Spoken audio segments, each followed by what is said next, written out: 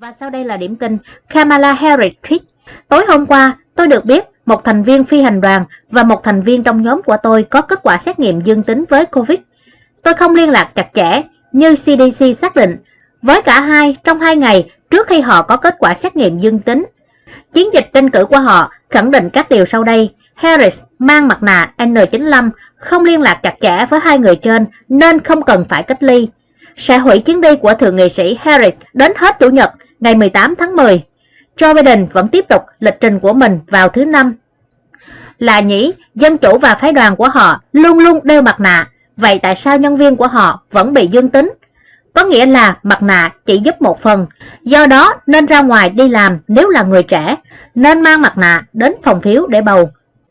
Bản tin kế tiếp, cựu bác sĩ Tòa Bạch Ốc nói rằng Joe Biden cần được xét nghiệm về năng lực trí tuệ, không đủ năng lực làm tổng thống.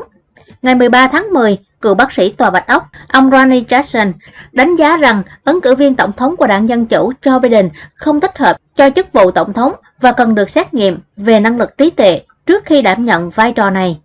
Trả lời các phóng viên, bác sĩ Johnson cho biết ông nhận định rằng ông Joe Biden không đủ năng lực trí tuệ để trở thành lãnh đạo Hoa Kỳ và ông Biden cần làm một số xét nghiệm về khả năng nhận thức trước khi ông ấy đảm nhận vai trò này. Ông ấy không đủ năng lực để đảm nhận vị trí này. Đây không phải là Joe Biden mà chúng ta đã biết trong 47 năm qua, bác sĩ Johnson nói khi đề cập đến những điều đáng tiếc gần đây mà ông Joe Biden đã mắc phải, chẳng hạn như quên hoặc nhầm lẫn tên và các con số, mất tư duy và thậm chí còn nhầm lẫn mình đang chạy đua vào Thượng viện thay vì tranh cử tổng thống. Ông Johnson từng là bác sĩ của Tòa Bạch Ốc dưới thời chính quyền Obama và Tổng thống Trump từ năm 2013 đến năm 2018. Bác sĩ này hiện là ứng cử viên của đảng Cộng Hòa cho quận 13, tiểu bang Texas, cho vị trí dân biểu tại Hạ viện Hoa Kỳ. Ông Jackson nói, đây là điều quan trọng, chúng ta chọn một tổng tư lệnh phải có khả năng dẫn dắt với đầy đủ năng lực trí tuệ, và ông ấy thực sự không đáp ứng được. Bác sĩ Jackson cho biết những đánh giá của ông về khả năng nhận thức của ứng cử viên Joe Biden không phải là một đánh giá y tế, mà là quan sát thực tế từ một người dân. Bác sĩ Johnson nói, ông Biden không phải là bệnh nhân của tôi và tôi chưa bao giờ liên quan đến việc chăm sóc sức khỏe của ông ấy. Tôi đang nói điều đó với cương vị là một công dân có mối quan tâm. Ông cũng cho biết thêm rằng ông có kinh nghiệm và hiểu rõ về chứng suy giảm trí tuệ. Có điều gì đó không ổn đang diễn ra. Ông ấy đang có những ngày thực sự tồi tệ về vị trí của mình. Ông ấy đang có một khoảng thời gian thực sự khó khăn khi tập trung vào một nhiệm vụ hiện tại, khi ông ấy đang đứng trước cử tri và cố gắng giải thích điều gì đó. Tổng thống Donald Trump đã nhiều lần nhắm vào năng lực trí tuệ của ông Joe Biden trong các bài phát biểu chiến dịch tranh cử. Đặc biệt, trong một video có tiêu đề Chuyện gì đã xảy ra với Joe Biden, bao gồm các đoạn ghi hình so sánh bài phát biểu của ông Joe Biden trong năm 2015 và năm 2016 với chiến dịch tranh cử của Tổng thống năm 2020.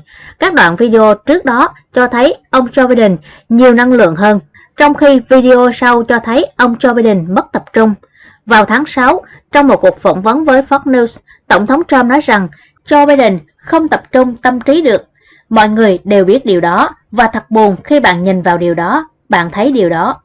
Ngày 27 tháng 9, Joe Biden tuyên bố rằng ông đã tham gia Thượng viện cách đây 180 năm khi thực hiện một bài phát biểu về chiến dịch tranh cử từ một căn phòng trong ngôi nhà ở Delaware của ông. Ngày 20 tháng 9, Joe Biden và miệng tuyên bố 200 triệu người Mỹ đã tử vong vì coronavirus, nhưng con số này là tương đương với khoảng 2/3% dân số của Mỹ.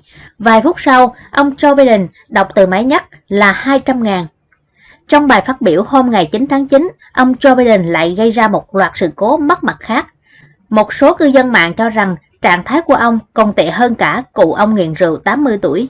Trong bài phát biểu tại tiểu bang Michigan, ông nói rằng mình luôn mang theo một tờ giấy ghi chép các con số thương vong ở các thời điểm khác nhau. Tuy nhiên, khi sờ vào túi để lấy tờ giấy đó, ông Joe Biden lại không thấy nó đâu và bắt đầu trở nên bối rối. Thứ mà tôi mang theo, không thấy đâu nữa. Tôi đã đưa cho nhân viên rồi, có ai ở đó không? Nhân viên tôi đâu rồi? Bản tin kế tiếp, theo thống kê thì Twitter chỉ có khoảng 48 triệu tài khoản ở trong nước Mỹ. Tổng thống Trump có 87,2 triệu người theo dõi. Biden 11 triệu người theo dõi. Nhìn con số này, chúng ta thấy hầu như những người có tài khoản của Twitter ở Mỹ đều theo dõi ông Trump. Nếu một ngày đẹp trời nào đó, ông Trump tuyên bố sẽ dời qua mạng xã hội khác và không dùng Twitter nữa, ông kêu gọi người theo dõi ông đi theo ông qua nhà mới. Hôm sau, thằng Twitter này sẽ khai phá sản, lo thân đi là vừa. Bản tin kế tiếp, điều chưa từng có về bầu cử năm 2020. Chỉ còn 2 tuần nữa là đến ngày bầu cử tổng thống Mỹ, một sự kiện quan trọng nhất của nước này. Mọi thứ đang nóng lên trên chính trường nước này. Căn cứ vào số lượng người đi bỏ phiếu sớm, tỷ lệ cử tri đi bỏ phiếu năm nay ở Mỹ được đánh giá là chưa từng có. Bầu cử Mỹ đang bước vào giai đoạn nước rút. Cuộc bầu cử Mỹ năm 2020 là cuộc cạnh tranh giữa ứng cử viên đảng Cộng hòa, Tổng thống đương nhiệm Donald Trump và ứng cử viên đảng Dân chủ Joe Biden. Đại dịch Covid-19 đã phần nào làm phức tạp quá trình bỏ phiếu năm nay. Nhiều người đã bị buộc phải tham gia bỏ phiếu qua thư với số lượng chưa từng có. Hiện tại, hơn 14 triệu người Mỹ đã bỏ phiếu bầu cho tổng thống tiếp theo của họ. Theo dữ liệu từ dự án bầu cử Mỹ, con số này bao gồm cả những lá phiếu được bầu trực tiếp và những lá phiếu vắng mặt hoặc gửi qua đường bưu điện cho các văn phòng bầu cử địa phương. Hiện số người đi bỏ phiếu sớm chỉ riêng ở Vermont, 95.885 phiếu, đã chiếm gần 30% số cử tri đi bầu của tiểu bang vào năm 2016. Tại Wisconsin, Virginia và Nam Dakota, con số này ở mức khoảng 25% so với mức của năm 2016, theo dữ liệu từ Đại học Florida. Tỷ lệ bỏ phiếu sớm năm nay ở Mỹ rất cao. Tại Georgia, nơi có số phiếu kỷ lục 128.590 phiếu đã được bỏ vào ngày đầu tiên của cuộc bỏ phiếu sớm hôm thứ Hai ngày 12 tháng 10, tăng hơn 40% so với 4 năm trước. Tỷ lệ cử tri đi bỏ phiếu sớm cao đã dẫn đến việc nhiều người phải xếp hàng dài, chờ đợi hàng giờ đồng hồ. Ở Kansas, Oregon, Virginia, thời hạn đăng ký bỏ phiếu là vào tối thứ Ba ngày 13 tháng 10. Tuy nhiên, hàng nghìn người đã không thể bỏ phiếu trong nhiều giờ sau khi mạng Internet của tiểu bang bị cắt do đất cát.